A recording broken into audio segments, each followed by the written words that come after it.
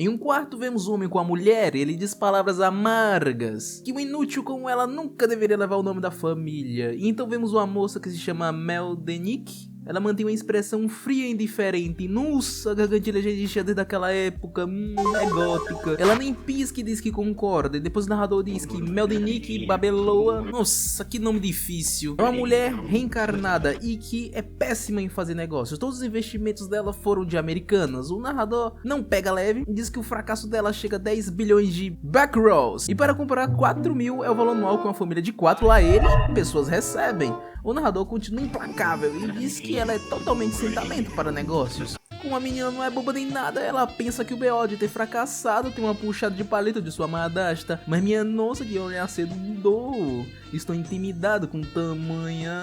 Ah, não tem nada aí não.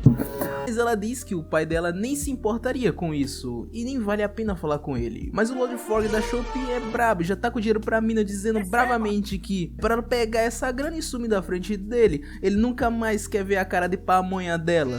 Ela já concorda dizendo que não é espelho pra ficar na frente dele e que não deseja ver o pai, o que não deixa nada feliz. Ele pergunta se a Protinha tá se rebelando e que isso é a cara de uma fuleira igual a ela. Ela é xingada enquanto guarda o dinheiro e com um olhar afiado, só de cantinho de olho, ela pensa consigo mesma que isso é um grande choque para o pai, afinal, era para acontecer uma grande briga e ela ficar louca de tanto berrar para não sair de casa. Mas ela iria sair dali sem lutar, afinal, não era intenção dela de seguir aquele caminho. Eu tô sentindo que essa danada reencarnada sabe de algo, hein? A garota finalmente fala pro velho que não, que ela só está seguindo os desejos dele, então ela abre um sorriso fofo e diz se ele pediu pra ela vazar... ela vai fazer exatamente isso. O vai ficar tão em choque, vira um bonecão da Michelin. Enquanto isso, a mina pensa consigo que ela estava esperando por aquela oportunidade para se mandar. O véi parece 2, mas é 1 e diz que se ela voltar implorando para ele, ele vai meter a bica na cara dela. Logo Meldenik para, segura na porta hesitante e se vira dizendo implorar.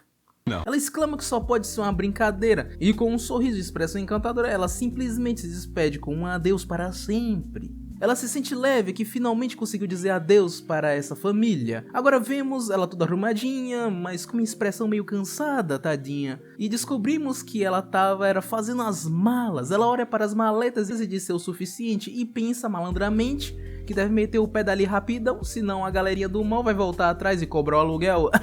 Digo, pedir o dinheiro de volta. Todo esse dinheiro é um desperdício, me dê ele de volta.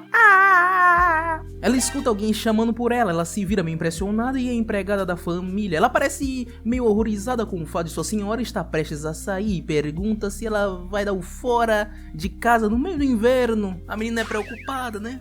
A menina diz que essa é a única empregada que gosta dela na casa, enquanto isso vemos ela super assustada com todas aquelas malas prontas, fofinha. A mina mete um cosplay de ela e diz que eles estão em março e que é primavera então. Logo ela derruba o argumento de que é inverno. A empregada fica paia das ideias e pergunta para onde ela está indo então. Meldenik, com um rosto sério decidido, afirma que ela está indo atrás do sonho dela e que ela vai fazer isso ser real. A empregada parece achar aquilo tudo muito doido e fica pensando nas palavras de Meldenik, mas ela fica terrivelmente horrorizada e pergunta para a senhora se ela vai se encontrar com o Duque Henselman. Ela parece meio bitola das ideias, mas a empregada continua a perguntar se ela vai fazer a proposta para ele. Ela pensa que a empregada está certa de ter aquela reação, afinal, na história original, o sonho de Meldenik Babeloa era de se casar com o Duque Scheisseman, quero dizer, Henselman.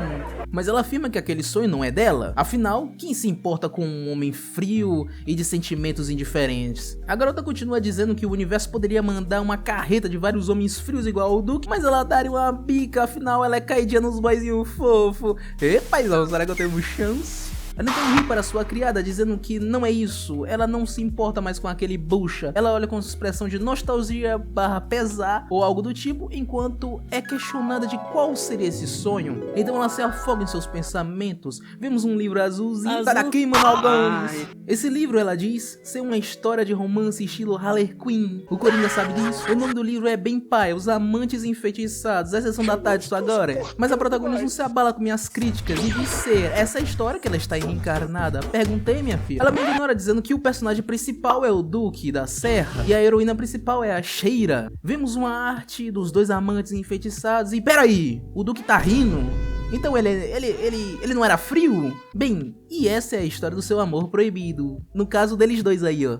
Ela diz ter uma pontinha de participação nesse livro. No caso, ela é irmã bastarda da protagonista, ou como costumamos dizer, meia-irmã. E aparentemente ela foi anunciada como noiva do Duque antes do nascimento, mas ao longo da história ela se tornaria uma vilã e tentaria matar Sheira por ciúmes. Porém, ela que vai de Vasco e vira atacante. Ela corta o pensamento, pensando que quando reencarnou nesse mundo, nessa história, ela tentou fazer de tudo para sair. Bater a cabeça no chão acho que não é a melhor, e desenhar o círculo no papel, tá tentando fazer o quê? O selo do Naruto? E ela diz que tudo que fez foi em vão, e que não conseguiu sair. Nem preciso dizer os motivos dela não ter dado certo, né? Mas então ela pensou no meio das trevas de sua mente no que podia fazer. A malandra aceitou ficar nesse mundo, mas pensou que ia saber da história original. É claro, né? Você vai de sacola. Ela diz que vai fazer o que ela quer. Depois de sofrer mais do que um estudante fazendo Enem, ela finalmente descobriu qual seria o seu sonho. Ela lembrou de uma época tranquila, em quando ela era jovem e que invejava uma pessoa. Essa pessoa tinha balas, gostosuras açucaradas e doces malucos e esse aí pode, é? Acho que desse lugar só para os piruliteiros anônimos. E que ela admirava aquelas pessoas que deram um pouco de magia para sua vida. Corta o pensamento e Meldenik Shonen já está tendo um treco com sua empregada, que a questiona. Ela olha confiante por cima e diz que ela tá indo. E bota a mão sobre o ombro da nossa waifu maid. Ela se aproxima do vidinho da criada com um sorrisinho travesso e diz que ela está indo ser dona de uma papelaria. Tá bom, né? Pelo menos não é CLT. Eu tenho medo dela. Ela diz em seus pensamentos que quer ajudar a garotada a ter memórias felizes, assim como ela teve. A empregada em choque pergunta, papelaria? E a mina já pensa em fazer os guris felizes e responde... Já vai deixando um like, compartilha esse vídeo com os amigos. Se tiver um engajamento bom, a gente vai descobrir que tipo de papelaria é essa que vende doce. Eu nunca vi isso daqui não, viu?